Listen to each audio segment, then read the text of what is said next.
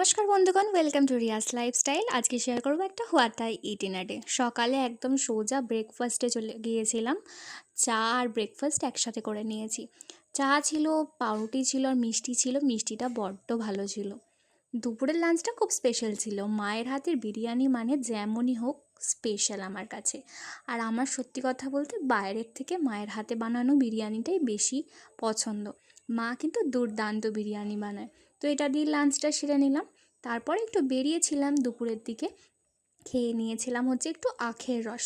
কাজ টাজ সেরে আবার একটু বিকেলে চা খেয়ে নিয়েছিলাম। তারপরে রাতের ডিনারে আজকে ছিল লুচি, তার সাথে ছিল আলুর তরকারি। সেই সময় আমি মাসির বাড়ি গিয়েছিলাম, তাই মাসি এটা দুর্দান্ত বানিয়েছিল। তার সাথে কিন্তু একটু চিকেনও ছিল। যদিও চিকেনের আলু ঝোল আর আমি নিইনি, কারণ আলুর তরকারিটা দিয়ে চিকেন দিয়েই বেশ ভালো লাগছিল। So that's it for today. দেখা হচ্ছে আরও একটা নতুন ভিডিওতে।